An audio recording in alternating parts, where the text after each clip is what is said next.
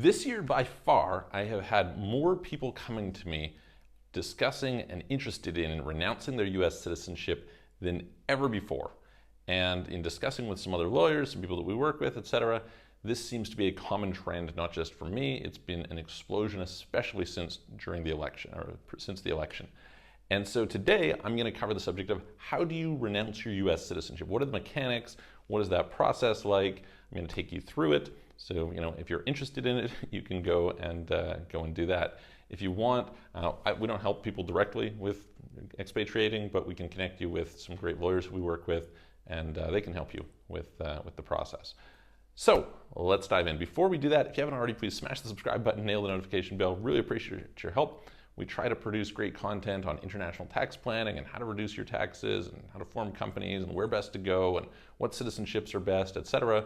So if you want help with any of that kind of stuff, go and check out some of our other videos, but also reach out to us. You can book a call with me, calendly.com/Michael-Rosmer, link in the description below, or check out our websites, offshorecitizen.net, offshorecapitalist.com, and you can send us a message through there. Okay, so basically, when you're going to expatriate, that is to say renounce your US citizenship, there are basically two problems you have. You have the paperwork problem and you have the taxes problem. And so we're going to kind of cover these two separately. The important thing to note about the taxes part is you need to be up to date on your taxes your last 5 years. Okay, very, very important. And then there's some details around whether you're a covered expatriate or not, which I'll again cover a little bit later on. If you're not up to date with your taxes, again, I'll cover that towards the end. And I'm going to go through a bunch of different common questions that you might have around your social insurance number, around how things change for you, etc. I made some notes just in case I forget anything, and we will go from there. So your starting process is basically, you're going to have to go to an embassy or consular office outside of the U.S. Okay, and when you do this, you're going to book an appointment. Now, the best, easiest, most straightforward way to do this is by calling, okay? They tend not to be that good with email, but if you call them, this is a pretty straightforward process. You pretty much call up and you're going to say, hey, I would like my money back. You're not going to get your money back, but you'd like to expatriate out of the country and give up your US citizenship, and they will tell you what to do. And this is going to involve 2 meetings, although the one meeting is typically conducted over the phone. And in that one, they're basically going to say, are you crazy? Why would you want to do this? This is a dumb idea, etc. This sort of thing. Go home and cool off and think things over. And maybe you book the second meeting after that meeting, but sometimes you do it right at the same time. Okay, the second meeting is usually about 3 weeks afterwards. Now, it's noteworthy that you can't just show up and do this. You have to book in advance because there's only certain times that they'll take you and do it, etc. And I'll mention in a little bit some of the countries which tend to be easier and some of the countries which tend to be harder in terms of processing quickly. Okay.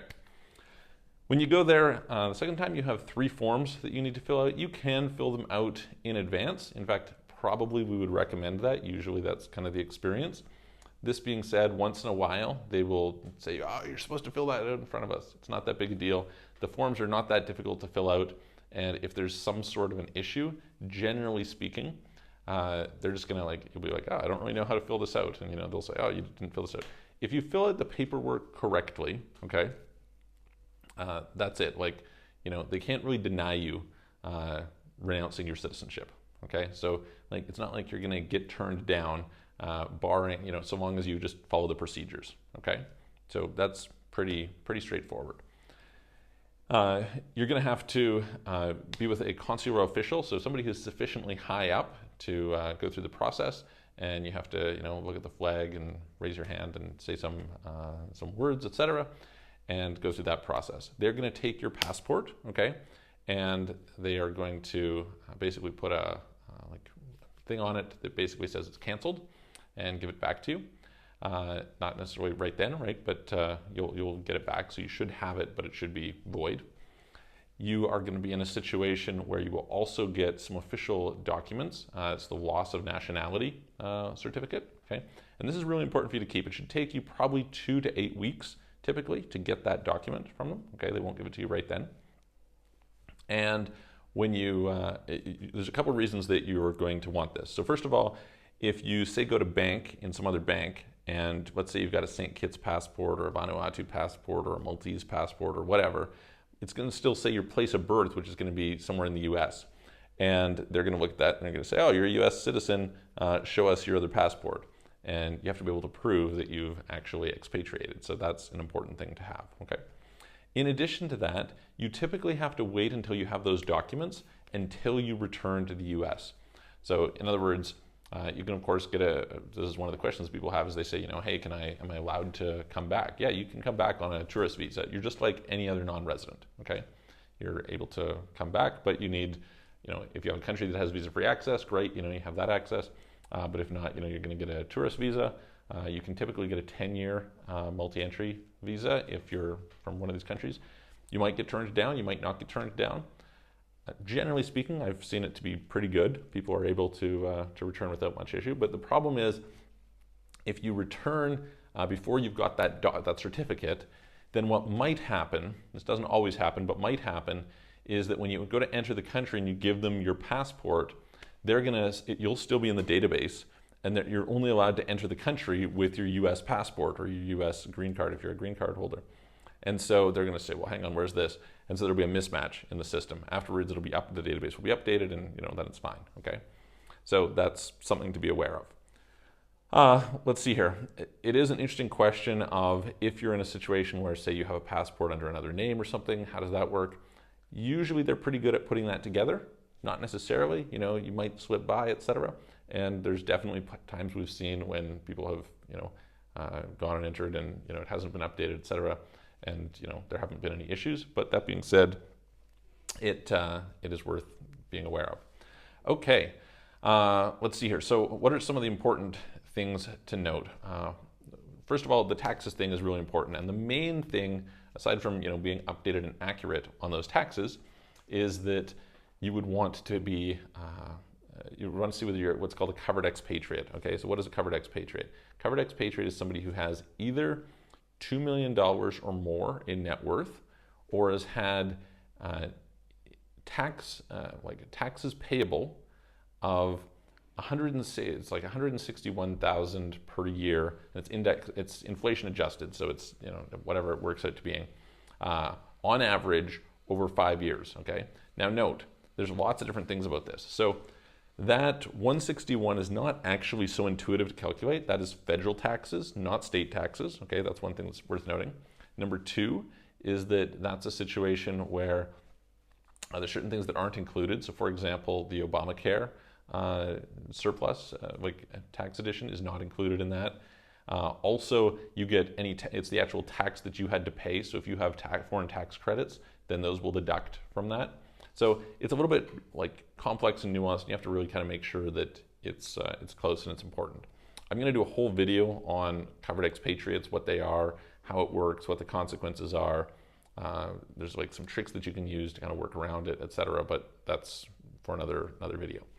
If you are behind, you haven't filed, you can do a streamlined filing of 3 years. However, you need 5. You can submit them all 5 all together, and basically it always gets accepted that way. At least every time that everything that we know about has always been accepted, and that goes quite a lot of history, quite a lot of cases. Okay, so that's fine. Some common questions people have. Do you lose your social security number? No, you do not. You retain your social security number for life. And this is useful because maybe you want to form companies, maybe you're going to open bank accounts, maybe you want credit, maybe you're going to get payment processing accounts, et cetera, et cetera.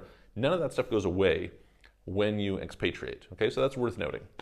Number 2, can you own firearms? No, you cannot. So that's one of the main things that you lose when you cease to become a U.S. resident, or sorry, U.S. citizen, is you can no longer own firearms in the U.S., okay, which for some people is important. So be aware of that. Next, can just you renounce and your spouse not renounce? Yes, this is a very common thing. So one of you can renounce and the other one doesn't, which is maybe an interesting strategy. Now there's some tax consequences to this. Again, I'll talk about that in a future video, but potentially that can be really interesting. One person renounces, the other person doesn't renounce, okay? What other things do we have to pay attention to? Of course, you need another citizenship, otherwise you're going to be stateless. So basically you need another citizenship in order to be able to renounce in advance. Some places that you might like to go. So Switzerland is notoriously bad. Don't go to Switzerland if you want it to be fast, all right? London tends to be pretty quick. Most of the small countries like Eastern Europe, Singapore, etc., tend to be quick. Frankfurt tends to be quick, so people who are in Switzerland who want to renounce, often what will happen is they just drive up to Frankfurt or take the train up to Frankfurt or whatever, renounce there, and then they can come back much faster. So there's a lot of places that you can go. Now, it turns out that, it depends on what places are open, and so you can call around to a bunch. Now, you need to, in our experience, start the process with the same embassy that you end the process with, okay? So if you do your first call, that first meeting, with one embassy, then you go to another one, they're going to give you some problems. I've seen that happen in the past with some clients. So that's worth noting. What else is worth considering here? You cease to be a tax resident on the day that you give up your citizenship. Okay, that's like your last day. So basically like midnight the next day, you are no longer a US tax resident, so all the tax stuff does not apply to you anymore, okay? However, the substantial presence test does apply and doesn't account for anything to do with this expatriation. So what does that mean? That means you do have to be aware of how much time you're spending in the US without triggering US taxes, okay? So kind of calculating accordingly. That's pretty much the overview. Let me see if there's anything else that I have forgotten here. Yeah, basically all the tax returns that get filed for expatriate returns go to like a single office, which is pretty understaffed. So some people ask, are you likely to get audited, etc.? Typically not, so long as it's not some crazy return. If it's a straightforward return, that should be fine. Anything else I can see here? That is pretty much it. So yeah, I hope that kind of gives you a basic overview of kind of the process of expatriating. Like I said, the biggest thing is that tax return. The biggest thing is paying attention to whether you're a covered expatriate. And like I said, there's some tricks you can use to kind of work around that. So I'll cover those things in another video. I hope that helps. If you like the video, give it a thumbs up. If you have questions, put them in the comments below. If you want to renounce or get another citizenship or something, please reach out to us. Again, you can book a call with me, calendly.com/Michael-Rosmer, link in the description below, or you can check out our websites, offshorecitizen.net, offshorecapitalist.com. Send us a message through there. And yeah, please share the video with your friends. Really appreciate your support. And I'm going to see you guys on the next video.